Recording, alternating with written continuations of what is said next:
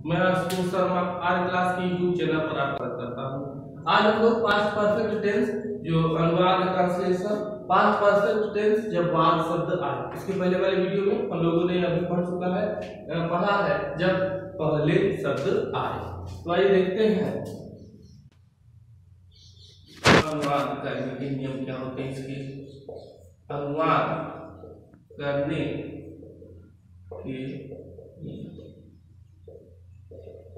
करने के नियम इसके क्या होते हैं कि जब कभी भी वाक्य में बाद शब्द आए, जब दो वाक्यों को जोड़ने के लिए कभी भी बाद शब्द आ जाए, क्या आ जाए, बाद शब्द आ जाए, तो ऐसी कंडीशन में बाद के बाद वाले भाग का अनुवाद पहले पास्ट इंडेफिनिट टेंस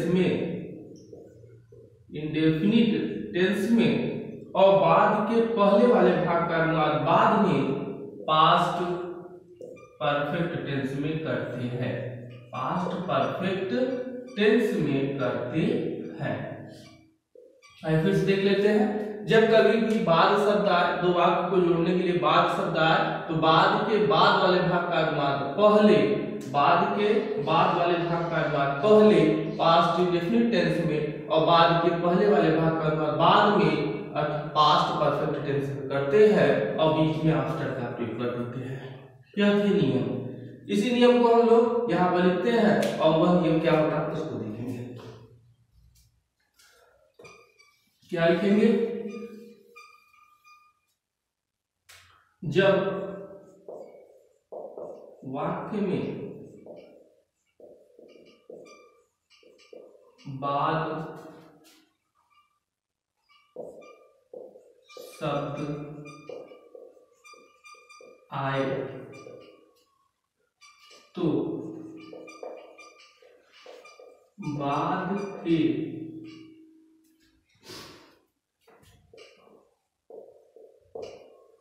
बाद वाले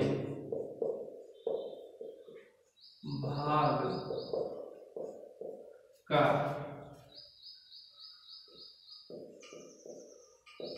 अनुवाद पहले, बाद के बाद वाले भाग का अनुवाद पहले, इस टेंस में पास्ट इंडेफिनिट टेंस में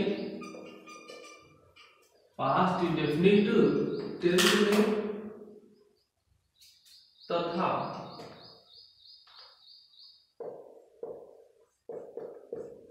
बाद के पहले वाले भाग का अनुवाद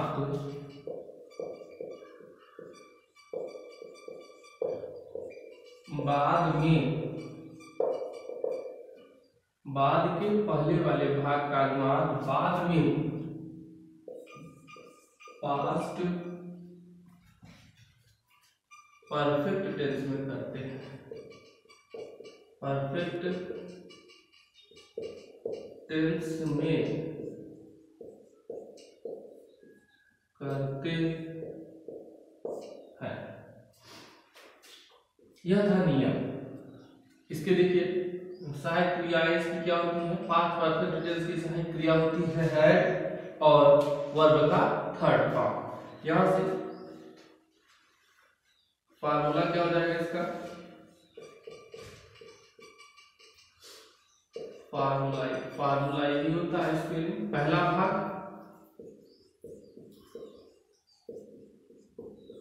पास्ट इंडेफिनिट और प्लस आफ्टर के बाद दूसरा भाग ये होता है पास्ट परफेक्ट टेंस में। इसमें पास्ट परफेक्ट टेंस में यही थे इसके नियम कि जब कभी भी वाक्य में बाद शब्द आए तो पहले भाग को पास्ट इंडेफिनिट और दूसरे भाग को पास्ट परफेक्ट में बदल देते हैं, बीच में आफ्टर का प्रयोग होता है। आइए देखते हैं। यदि वाक्य आपका अफर्मेटिव, यदि आप वाक्य का आपका क्या हो अफर्मेटिव, अर्थात सकारात्मक वाक्य हो।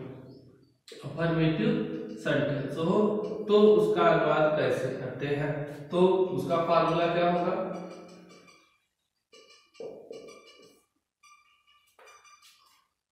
पहला भाग पास्ट इंडेफिनिट है तो पास्ट इंडेफिनिट का अफर्मेटिव क्या होता है, सब्जेक्ट प्लस वर्ब का सेकंड फॉर्म प्लस ऑब्जेक्ट और उसके बाद अदर, और बीच में आफ्टर, और उसके बाद क्या हो जाएगा दूसरा भाग subject plus had plus verb का थर्ड फॉर्म प्लस ऑब्जेक्ट और उसके बाद ये हो गया। यही है नियम कि पहले भाग में आपका सब्जेक्ट वर्ब का सेकंड फॉर्म ऑब्जेक्ट अदर, और आफ्टर फिर दूसरा भाग सब्जेक्ट हैड वर्ब का third form object plus other. यहां से देखते हैं खाना खाने के बाद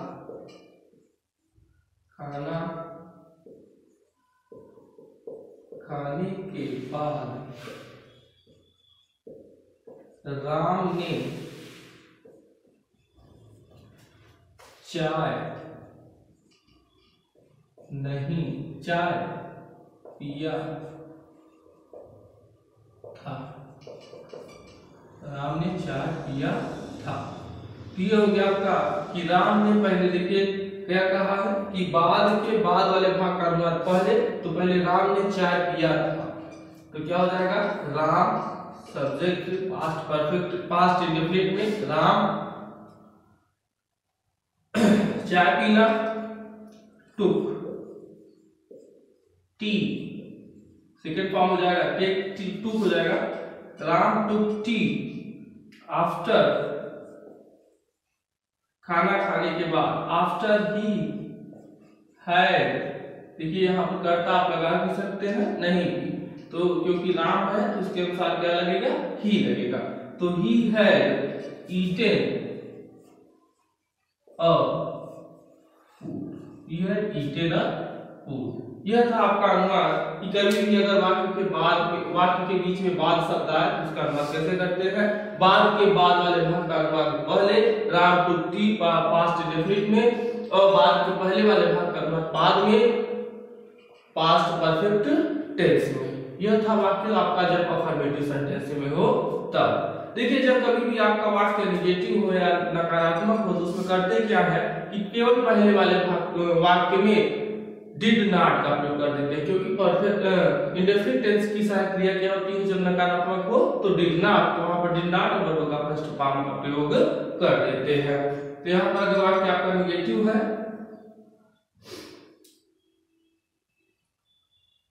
इसको आप लोग नोट कर लीजिएगा। यदि वाक्य आपका नेगेटिव है तो हम करेंगे क्या कि केवल पहले वाले भाग में परिवर्तन होगा, दूसरे वाले भाग में कोई परिवर्तन नहीं होता। इसमें क्या होगा, यदि आपका वाक्य नेगेटिव है तो पहला भाग देखिए क्या होगा, पहले सब्जेक्ट प्लस डिड नॉट और उसके बाद वर्ब का फर्स्ट फॉर्म हो जाता है, वर्ब का फर्स्ट फॉर्म यहां से डिड नॉट करेगा और बाकी आपका जो वाक्य होगा वह जैसे का तैसा रहेगा, जैसे यथावत रहेगा। जैसे पत्र लिखने के बाद उसने उसे नहीं पढ़ा था।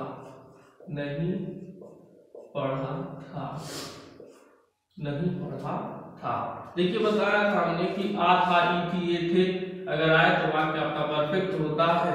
यहाँ पर देखिए क्या होगा, पहले बाद के बाद वाले भाग का अनुमान उसने उसे नहीं पढ़ा था, तो क्या हो जाएगा ही डिड नॉट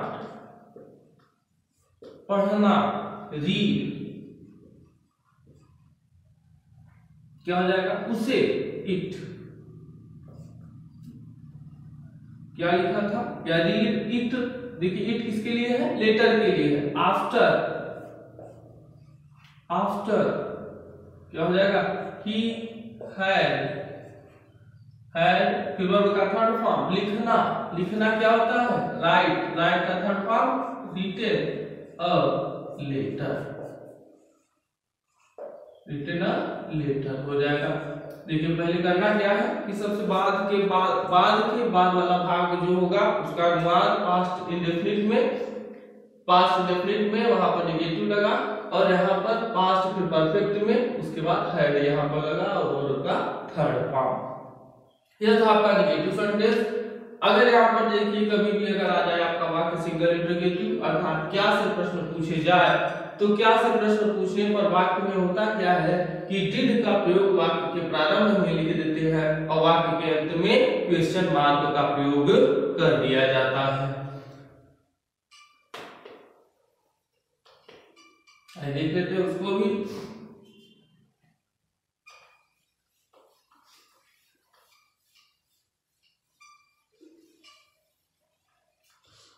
उसमें पहला भाग क्या होगा कि डिड यहां से होगा, जब यहां से होगा ये पहला भाग क्या है आपका, पहले देखते हैं हम लोग वहां किसका कर रहे हैं, सिंगल इंट्रोगेटिव। सिंगल इंट्रोगेटिव मतलब एकल प्रश्नवाचक वाक्य, एकल प्रश्नवाचक वाक्य।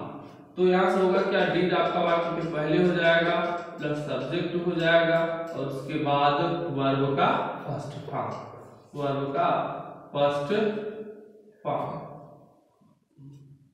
तो और लास्ट में यहां से होगा क्या, क्वेश्चन मार्क लग जाएगा, लास्ट में एकदम क्वेश्चन मार्क लगेगा।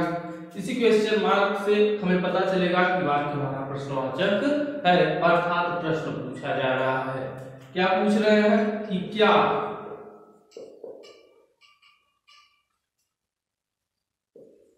चाय पीने के बाद उसने पानी पिया था, क्या चाय पीने के बाद उसने पानी पिया था। देखिए क्वेश्चन मार्क लगा हुआ है अर्थात क्वेश्चन पूछ रहा है क्या। तो ऐसी कंडीशन में हम क्वेश्चन मार्क में जब होगा तो वाक्य में डिड का प्रयोग वाक्य के प्रारंभ में लिखेंगे और बाकी शेष नियम जो है यथावत रहेंगे और लास्ट में क्वेश्चन मार्क करेंगे। दूसरा भाग आपका उसी तरह होगा, दूसरे भाग में कोई चेंजेस नहीं होगा, केवल पहले वाले भाग में चेंज होगा। तो क्या होगा कि डिड, उसने पानी नहीं, उसने पानी पिया था, तो डिड ही पानी पीना, ड्रिंक वाटर आफ्टर, देखिए उसने पानी पिया था, did he drink water, last में क्या है चाय पीने के बाद, आफ्टर देखिए यहाँ पर हैड आप कर्ता लगा भी सकते हैं नहीं भी, आफ्टर हैड टेकन और टी, देखिए चाय पीने के लिए टेक का प्रयोग और पानी पीने के लिए ड्रिंक का प्रयोग यहाँ पर किया गया है। तो after had taken a T, यहाँ पे लास्ट में क्वेश्चन मार्क होगा जिससे पता चल रहा है कि वाक्य हमारा प्रश्नवाचक है अर्थात प्रश्न से पूछा जा रहा है। तो पहले क्या करते हैं, बाद वाले भाग का भाग पहले, लेकिन यहाँ पर डिड लगा है तो डिड लगाते हैं और उसके बाद चाय पीना, तो चाय पीना वो आपका लास्ट में जाता है पास्ट परफेक्ट टेंस में। अब लास्ट में आता है आपका डबल इंट्रोगेटिव सेंटेंस। यदि कभी भी वाक्य के बीच में क्वेश्चन वर्ड आ जाए या प्रश्नवाचक शब्द आ जाए तो उसका अनुवाद करते कैसे हैं कि उसमें केवल पहले वाले भाग में चेंजेस होता है, अर्थात पहले वाले भाग में प्रश्नवाचक, पहले वाले भाग में हेल्पिंग वर्ब के पहले प्रश्नवाचक शब्द का प्रयोग हो जाता है, अर्थात क्वेश्चन वर्ड का प्रयोग कर देते हैं और वाक्य आपका हो जाता है डबल इंट्रोगेटिव। ऐसी कंडीशन में हिंदी वाले वाक्यों में प्रश्नवाचक शब्द वाक्य के बीच में आते हैं और उसका अनुवाद हमेशा वाक्य के प्रारंभ में किया जाता है। जैसे सुबह उठने के बाद, सुबह उठने के बाद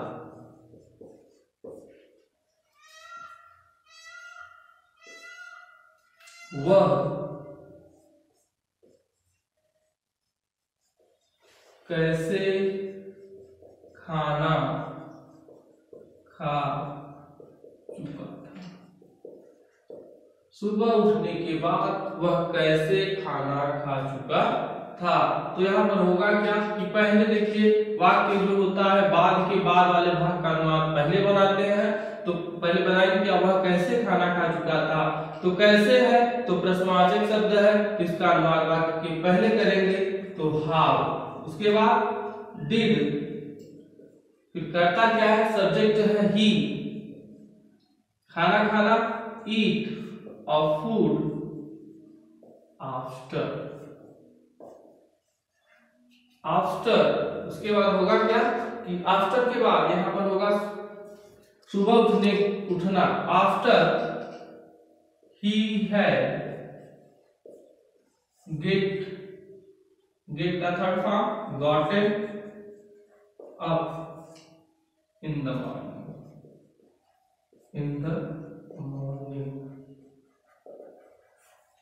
ये हो गया आपका अनुवाद डबल इंट्रोगेटिव सेंटेंस। यह था अनुवाद आपका जब वाक्य में कभी भी जब वाक्य आपका पास्ट परफेक्ट टेंस का हो और वाक्य में आपके बाद शब्द आए। ऐसी कंडीशन में हम करते क्या है कि बाद के बाद वाले भाग का अनुवाद पहले और बाद के पहले वाले भाग का अनुवाद बाद में। टेंस में होता है वह पास्ट इंडेफिनिट, पहला वाला भाग पास्ट इंडेफिनिट और दूसरा वाला भाग पास्ट परफेक्ट टेंस में। अगर आपको जैसे नियम है तो एक बार आप नियम को पढ़ सकते हैं जो नियम आपके पास दिखाया गया है।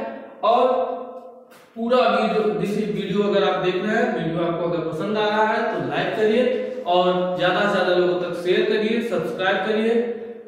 Thank you.